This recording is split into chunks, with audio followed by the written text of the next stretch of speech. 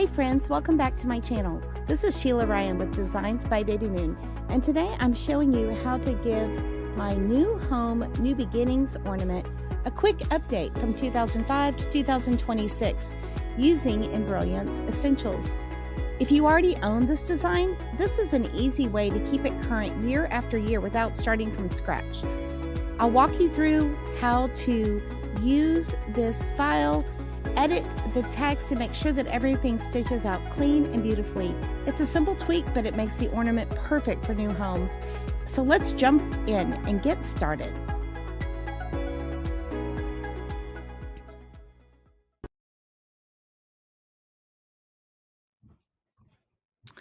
Okay, so what I have open here on my screen is the Designs by Baby Moon New Home, New Beginnings 2025 ornament. This is a great tag to use for all kinds of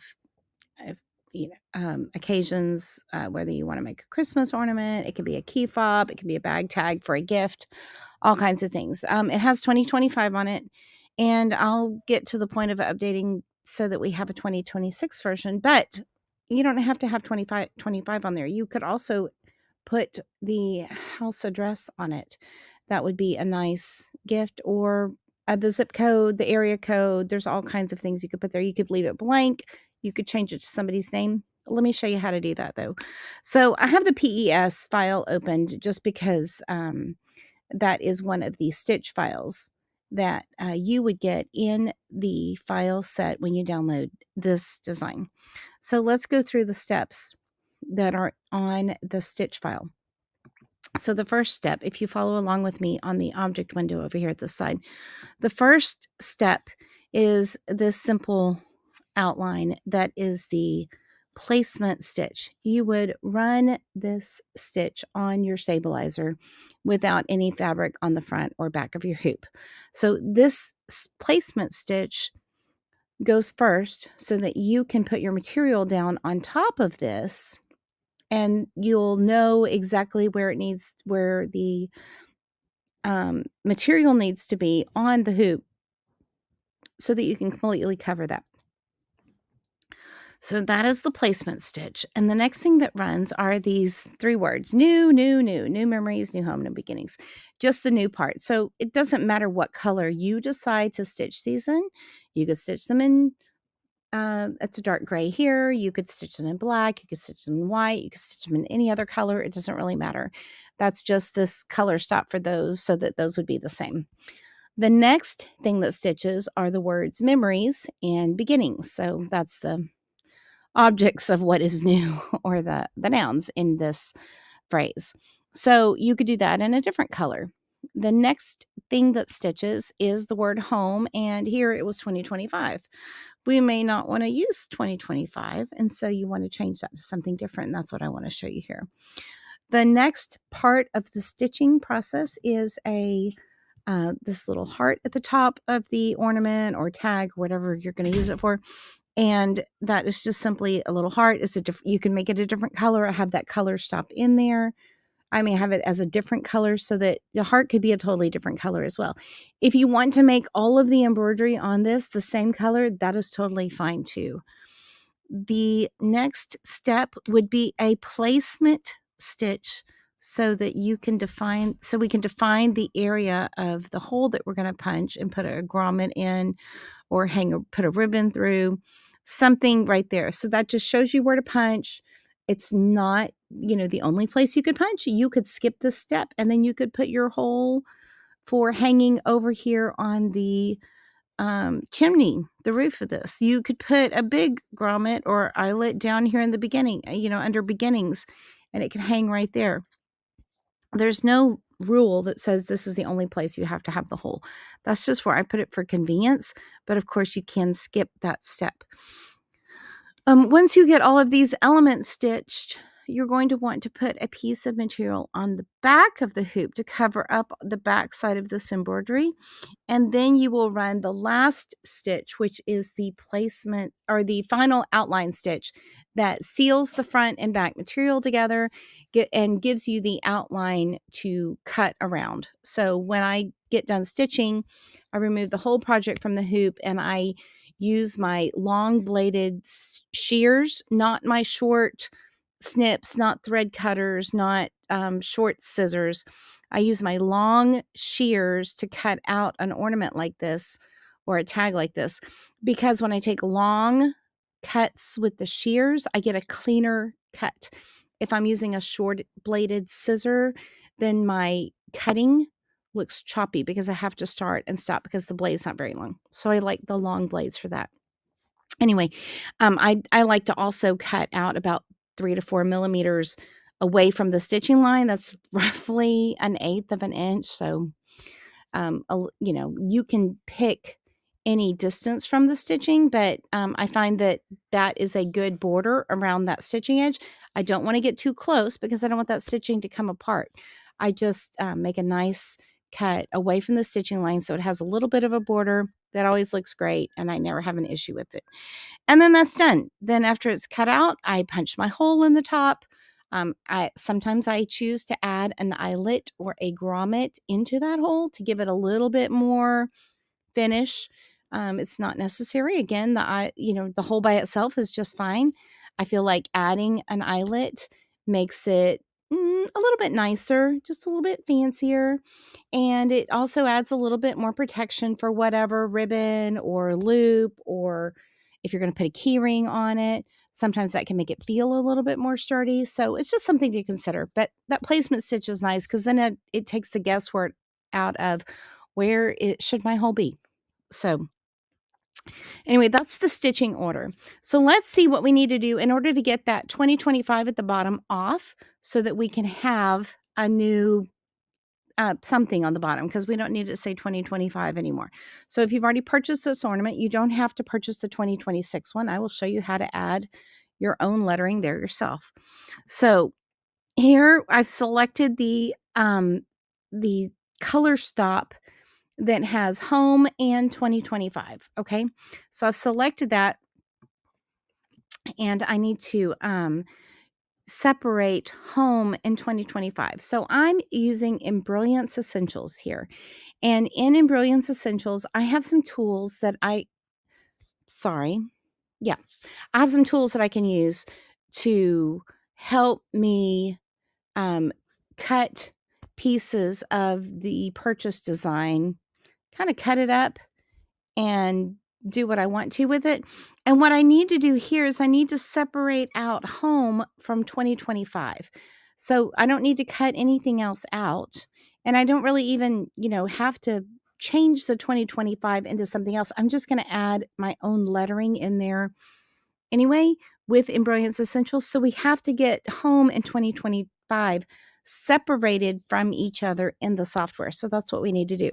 So the way I do that is I go up here into my Stitch Simulator button right here. This is the Stitch Simulator.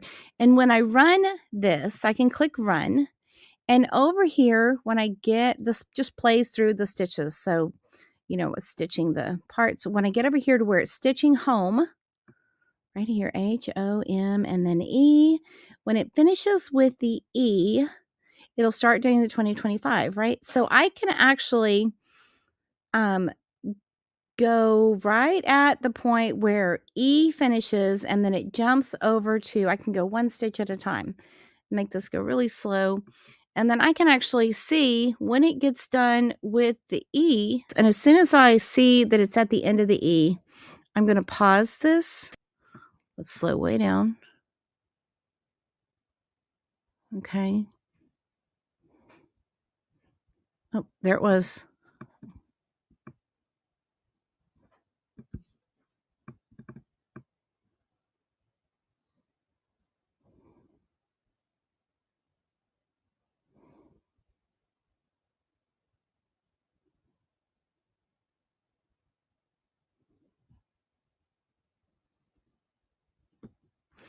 Okay, so we figured out that it's stitch 6668 is the last stitch of the E. Okay, so I'm trying to get to that stitch right there. And 6669 is the first stitch of the word 20 or the 2025. Oh my goodness, let's get right there on it. Okay, 66, 67, it looks like. Okay, so we're going to start right here. 66, 68. And what I'm going to do is I'm going to hit the stop sign there. And when I hit the stop sign, it's going to break the word home away from the 2025. And it'll actually change the color in that bar that's going across the top and assign a new color to the word or the letters 2025 or the numbers 2025. Okay, so let's insert a color stop right there. Okay, and let's pick a different color. So it's something very different than what was there. We'll pick pink. And now, do you see how the word home is one color and the letters or the numbers for 2025 are a completely different color? So what we did is we broke that one color apart into two separate pieces. So now I can actually take the 2025 and delete it, and it's gone. So it didn't matter what color I changed it to. I just wanted to isolate it in here in Essentials and then delete it. So now it's gone and I can add whatever I want to. So let's do that. Let's go up to the lettering tool, and I've got a selection of embroidery fonts. Some in here that I've digitized myself, others that I have purchased. And I'm just going to add the lettering that I want to add. So let's add this Curtis Condensed because it's a nice classic look. And I'm going to just add the numbers 2026. Okay, so that looks lovely. And I will click it. I will drag them here and I will fiddle with the handles on the corners until I get it the right size and the looking right. Because the other fonts are kind of straight up and down, I'm actually going to adjust the slant of this letter so that they are more straight up and down. And do you see how they look a little bit nicer? They kind of go with the angle of the other letters, and I feel like that has a nicer feel. I'm going to make it just a touch smaller so that my 2 doesn't touch the G on Beginnings right above it, but I do kind of want it centered underneath everything. Or not. You don't have to. Center it or don't center it. And then the lettering is done. Now, if you look over here in the object window, you will see that those letters, though, are not in the same order. They don't come right after the word home, right? And it doesn't matter what color they are. I could make them the same color as the home, and but they're not going to stitch in the same order because I added the letters after. So Embrilliance will add that lettering set that I added to the very end of our object. We've got a placement or a finishing stitch for the outline, though, that's before this. So if I want to stitch this before I put the outline piece on, I need to move my letters up in the object list so that they will stitch at the right time. So what I'm going to do is I'm going to take and click my letters and I'm going to scooch them up. I could scooch them all anywhere in this order. It doesn't really matter. I could scooch them up under home so it stitches the placement stitch, the new, then the memories and beginnings, and then the word home, and then the letters that we put in. So this is just like the original ornament. And then we have steps for the heart, the grommet placement, and then the finishing outline. I don't have to have them right there. I could have it anywhere before that final outline. So in this instance, I've got the placement stitch, new, the memories and beginnings, the word home, and then I have the heart, the placement stitch for the eyelet or grommet, and then the numbers that I put in. And now, as long as they are before this last finishing outline stitch, that's fine. It doesn't matter where they are. If I want it to be a certain color, that's fine. I just pick whatever thread I want. Whatever color I have here on the screen doesn't matter at all. It's up to me when I get to the machine what colors I want to use. If it matters to you, or you have certain colors that you like using, your preference, then you could go up here and you could select your colors. And, each one of these, let's see, just one of them. And so let's use the letters that we got. And when I pick a color for them, I can pick, first of all, my preferred set of colors that I like to digitize with is Isacord. That's my preference because when I started doing machine embroidery, I got all of the colors in the Isacord line that were available at that time. And so that's what I have most of. And so I will use that catalog for my digitizing most often. But if you have another brand of embroidery thread that you like using, and it matters what you see on the screen matches what you do in the in your embroidery room, you can pick a different brand of thread. So maybe you like to use the Madeira polyester thread. So you could pick Madeira, and then all of the Madeira colors will be on this screen. And so let's change that to, maybe we're going to use Madeira's midnight green for these letters. Okay. Whatever you want to use. You could also change um, your whole thread palette, whoops, to those Madeira poly um, colors from their color chart, and that will come up like this. And so if you want to use specific colors and get it on the screen the same as you have in there, that's fine too.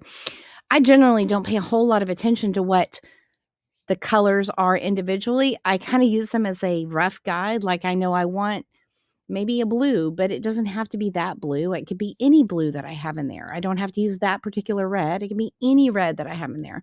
I just kind of use them as a guide. I could do this all in white thread or all in black thread too. So it doesn't really matter. It's just your preference. And so this is some place where you have complete control and you can do lots of different things.